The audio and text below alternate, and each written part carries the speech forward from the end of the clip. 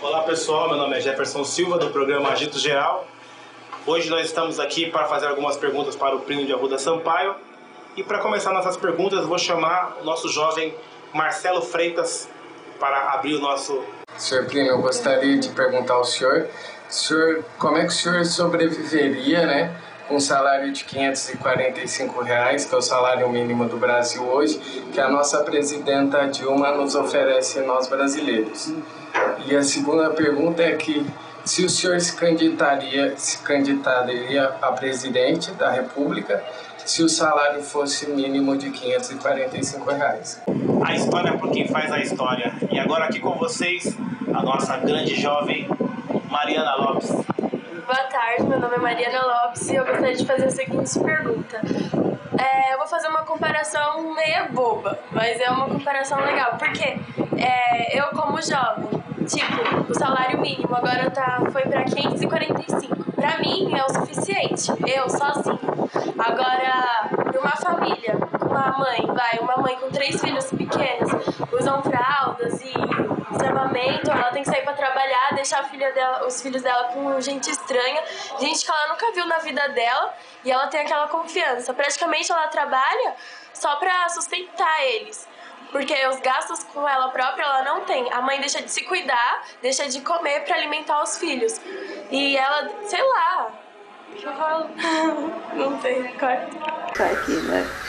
A sua pergunta é a pergunta que eu fiz à Dilma. Eu perguntei à Dilma no debate, você viveria com esse salário?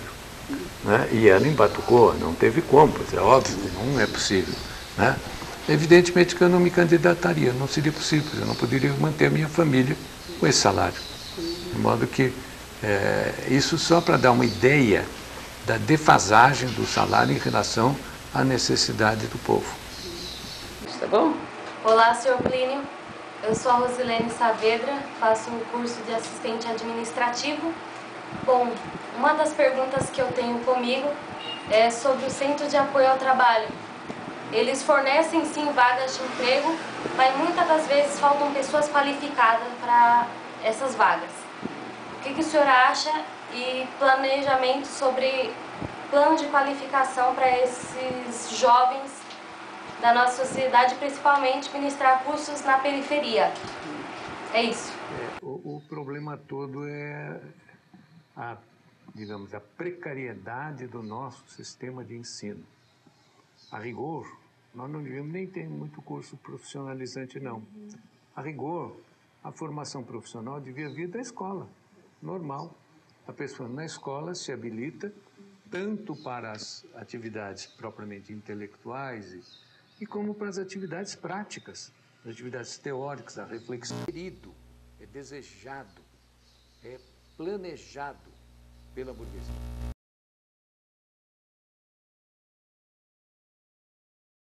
Com Giovanni Gabriel. Plínio, eu queria saber, eu sou estudante da Zona Leste, eu queria saber se o senhor é a favor da liberação da maconha. Eu defendi na campanha eleitoral não a liberação, a legalização, que é diferente. Liberar é dizer, bom, pode fazer e tal, acabou. Não. Eu defendi uma posição muito mais sofisticada, muito mais forte, muito mais correta, muito mais rigorosa. Vários jovens do meu partido me procuraram dizendo o seguinte: nós, a pretexto de perseguir a droga, né, os policiais estão chantageando, estão exigindo dinheiro, estão pedindo dinheiro, estão forçando a barra. Por outro lado, eu havia consultado vários especialistas, especialmente o professor Carlini, que é o catedrático desses assuntos na Paulista de Medicina. E eles me disseram o seguinte: a droga, a maconha não gera dependência, diferentemente da cocaína, diferentemente do crack, né? Ela não gera. E óbvio, na medida em que o menino ele entra num círculo social que pode jogar ele amanhã numa droga mais pesada. Digamos que a maconha seria uma introdução a uma droga mais pesada, o que é perigoso, sem dúvida. Mas isto você não resolve com a repressão, você resolve de uma outra forma. Então a minha proposta é a seguinte: legaliza a maconha. A maconha fica uma atividade como o cigarro. O cigarro também gera dependência, né? Mas não é grave, né? Como a bebida em princípio não gera dependência, mas pode gerar dependência. É gravíssimo. E é gravíssimo. E, no entanto, é livre. Então eu acho o seguinte: liberando, tornando permitido a maconha, né? Mas com assistência a qualquer menino que tivesse uma tendência, que apresentasse qualquer sinal de uma tendência, você teria que ter um serviço paralelo, competente, capaz.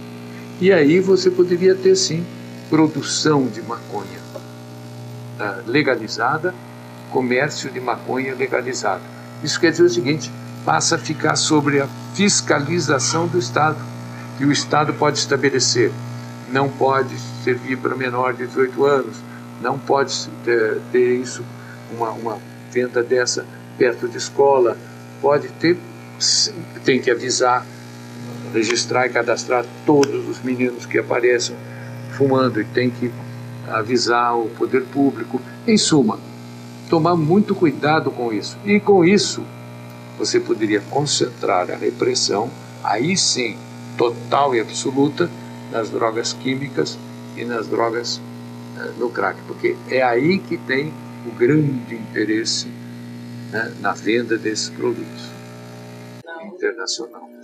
Mas falando das drogas, eu vou passar para outra pergunta, mas eu já vi que hoje todo o tratamento ele é terceirizado, né? Ele fica na mão de algumas ONGs, ou então é particular mesmo, privatizado mesmo. Exatamente. Né? Então, aí o governo do estado aí canta vitórias porque fez um hospital para atender, né? Esse tipo de... Tanta coisa. E acho que a sociedade está tão ruim, o jovem está tão sem caminho que ele vai para a droga mesmo. E na verdade, o que vai para a droga, o que procura a dependência, não é por causa da droga, ele vai porque ele não tem um ambiente familiar, porque ele não tem um ambiente de trabalho, porque ele está desajustado no seu meio.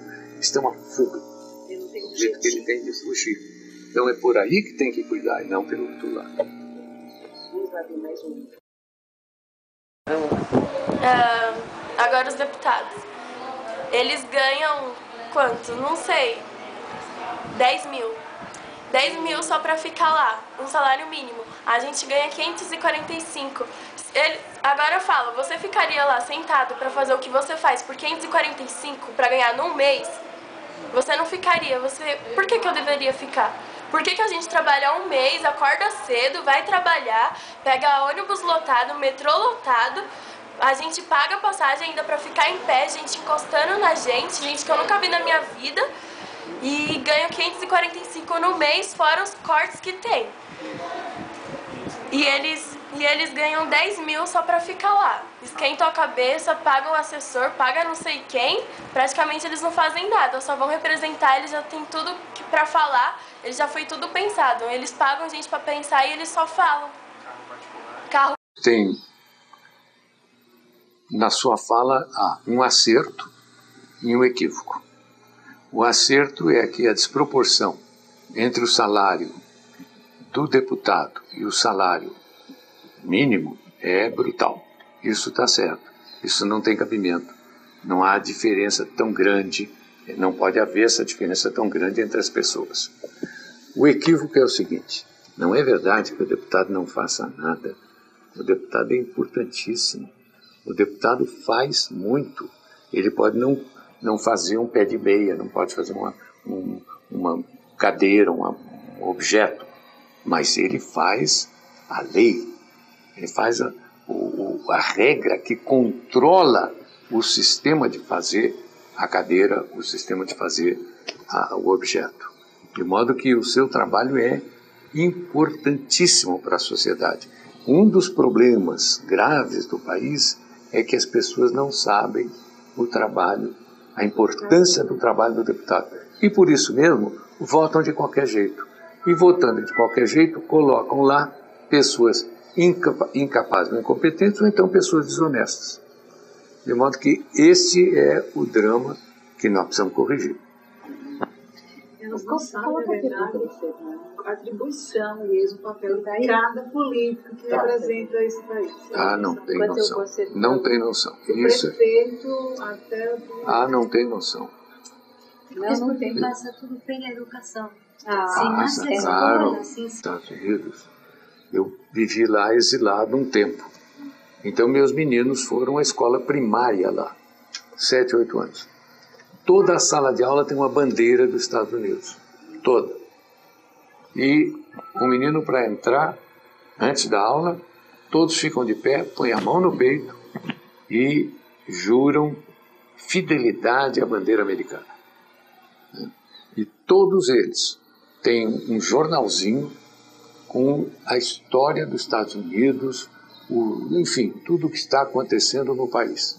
Quer dizer, o menino lá aprende para que serve o Congresso, qual é a função do Tribunal, da Corte Suprema dos Estados Unidos, que lá tem um peso enorme, né? Então, isto realmente não acontece no Brasil. É um defeito grave. Nós tivemos aqui, eu não vou nem colocar, porque acho que não há necessidade, que o senhor até já respondeu. Depois na edição ele vai colocar as questões, mas um dos meninos aqui falavam, ele dizia que, perguntava, né, por que a escola era tão chata, né, ele estudou numa escola pública da Zona Leste, por que a escola era tão chata? Por que a escola, essa escola profissionalizante em que ele estuda, esse centro, Fábio Mariano, é um centro onde eles escutem, debatem, fazem o que eles querem, eles trazem artigos, eles trazem coisas, e realmente é assim que funciona, eu conheço muito bem, né? E por que a escola pública, onde ele estuda, ele não pode falar, eles não podem conversar, eles não podem dar uma opinião, parece um exército, a menina falava assim, parece que eles são um sargento em cima da gente, não pode sair da sala, repetem o conteúdo, ficam repetindo tudo, desde do primário, a mesma coisa. Eu estou no 2º ano do ensino médio, né? Então, acho que já colocou isso naquela escola. Então, veja que o aluno está sentindo, né? O jovem está sentindo, ele é inteligente, ele quer a vida inteligente. Né? Isso não tem acontecido na escola. Quando você põe 30 ou 40 meninos numa sala de aula, você não pode ter diálogo. Você tem que ter uma disciplina militar mesmo. Você põe 50. Põe 50, a escola com 50, entendeu? Então, realmente, até o Zé Serra inventou uma coisa aqui, que era 2 professores, um para falar e o outro para vigiar. É uma coisa impressionante. Na verdade, essas 2 professoras são nem professoras. Uma é aluna de pedagogia, que está ganhando um dinheiro, ela ganha uma bolsa, quer dizer, a bolsa o Estado está pagando, mas uma ajuda de custo, o Estado está, na verdade, pagando, pegando dinheiro público, colocando na universidade privada, nem sempre tão boa assim, né, de qualidade duvidosa, né, e ela é aluna de pedagogia, não são 2 professoras, é mentira. Né? É mentira. Né? É uma coisa... E é uma aluna que ela não consegue nem dar palpite. Às vezes a aluna quer discutir com a professora da sala, ela não tem espaço, ela não participa nem da reunião pedagógica da escola. Mas é uma universidade que não tem pesquisa, é uma universidade que não tem pesquisa, onde os mestres e doutores são mandados embora porque só precisa de 1/3, onde se rebaixa salário de professor por causa de um plano de carreira para fazer economia. Né? Então, eu sou francamente favorável para o Uni, queria multiplicar até por muito mais do que ele dá. Porém, tudo na universidade pública. Sim. Quer dizer, dinheiro do governo para a escola do governo. Sim, o que não tem sentido é você ter o dinheiro do governo para financiar essas arapucas todas que estão por aí. Exato. Tem uma questão... Oportunidade de estar podendo fazer uma pergunta e obrigado pela sua participação no site do Meu Guri. Meu nome é Fernando César Maciel, sou estudante de Educação Física da Unip e em sala de aula eu tive a oportunidade de ver um trecho de um filme que chama A Invenção da Infância, né? Que relata a realidade das crianças do interior da Bahia, que tem trabalho escravo, com as crianças de São Paulo, que tem um trabalho, que tem responsabilidades de adultos. né? E eles abordam muito bem esse assunto. As crianças, inclusive, do interior da Bahia, existem mães que não conseguem, não sabem responder o que é 5, quanto que é 5 mais 3. Tem mãe que chega a ter 28 filhos e metade deles morrem, né? Lá não tem o mínimo de saneamento básico, de educação, de saúde. Tem uma escola para todos, mas muito precário, né? E muitas crianças morrem também nesses trabalhos, né? E as crianças aqui de São Paulo, elas têm responsabilidades de adultos. Mesmo sendo de classe média alta, elas têm hora para ir para a escola, tem hora para ir para o inglês, tem hora para ir para a natação, hora para ir para o balé. Eles já ensinam as crianças a participar dessa competição cruel, né, que é do ser humano. E são crianças, elas precisam ter infância, né? E não tem. Interessante que, claro, se a gente for fazer, não tem grau de comparação, as crianças do interior do Nordeste sofrem muito mais, do interior da Bahia. Mas as crianças aqui de São Paulo, elas tendem a ter problemas de saúde, estresse, pode acontecer problemas cardíacos, né? Elas podem, assim, é muita responsabilidade para as crianças, né? Então eu queria fazer uma pergunta baseada nisso. Embora o filme seja dos anos 2000, e eu sou por estar me formando, por ter a pretensão também de ser um educador, eu sou a favor do lúdico para as crianças. As crianças têm que ser crianças, elas têm que ter infância. Eu sou contra a competição, eu gosto de jogos que a criança não tem obrigação de ganhar e jogos que não necessariamente precisam contar pontos. E o sonho e o objetivo dessas crianças são o mesmo, né? Essas crianças, elas gostam das mesmas brincadeiras. Claro que, infelizmente, no Nordeste as crianças brincam de matar passarinho, que é o que eles têm lá. Mas jogam bola, como as crianças daqui também gostam de jogar bola, gostam de praticar natação. Só que as crianças daqui não se sentem... elas não se sentem crianças, elas se sentem responsáveis, adultas. Enquanto as de lá acham que são crianças, mesmo com essa responsabilidade. Então eu queria perguntar para o senhor, o que pode ser feito para a gente amenizar esse problema, a gente acabar com isso no Brasil, né? E não deixar as nossas joias-aras, que são nossas futuras crianças, ficarem à mercê do trabalho. Então o que podemos fazer para melhorar isso? Quer dizer, o que você está dizendo é o seguinte, o menino da Bahia é mais feliz que o menino de São Paulo. Isso. Muito mais. Criança tem que ser criança, não é verdade? Bom, esse é o típico do regime capitalista. O regime capitalista, a competição começa no começo, né? E coloca de baixo. Diz que no Japão é tão impressionante a competição que menino de 12, 13 anos se suicida se não conseguir uma nota boa na escola. É um negócio que eu ando preocupado de ver o seguinte, como tem pessoas obesas. Você vê, às vezes, meninos 12, 13 anos imensos.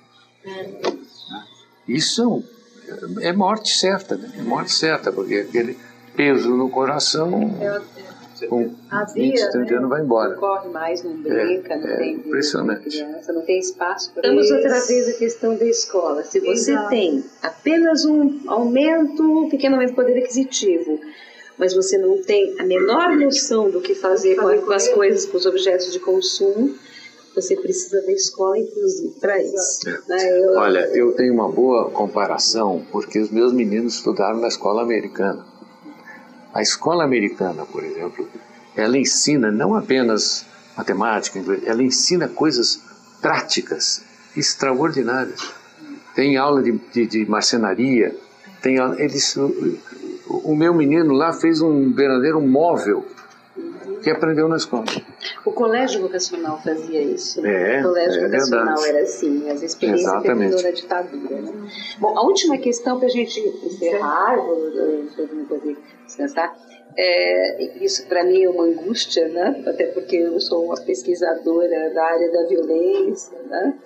Só não terminei meu doutorado porque eu não posso ganhar uma bolsa porque eu sou aposentada na prefeitura, então eu não consegui terminar de pagar, né, coisa assim. Mas eu vou voltar, vou conseguir uma universidade pública. Mas a violência é uma questão assim que me fascina o estudo dela, né? Tanto que eu fiz pesquisa em presídio, né? E está sendo discutida hoje com muito inflamado, de forma muito inflamada, e que é da imputabilidade aos 16 anos. Né? Então, você, conhecendo o sistema penitenciário como eu conheci, né?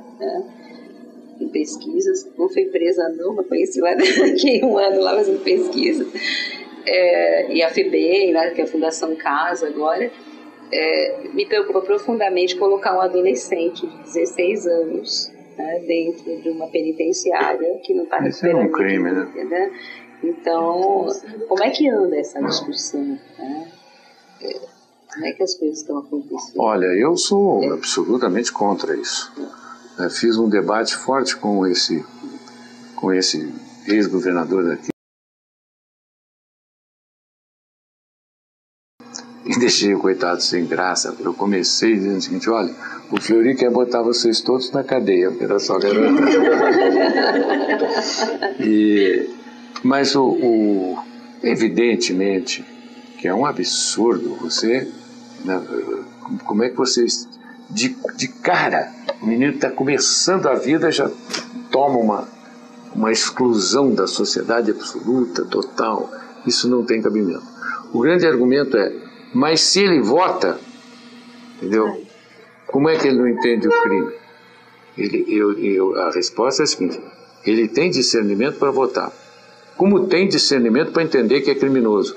O que ele não tem, aos 16 anos, é a estabilidade psíquica para compreender a gravidade do que ele vai fazer.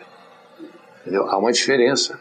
Uma coisa é a capacidade intelectual do menino.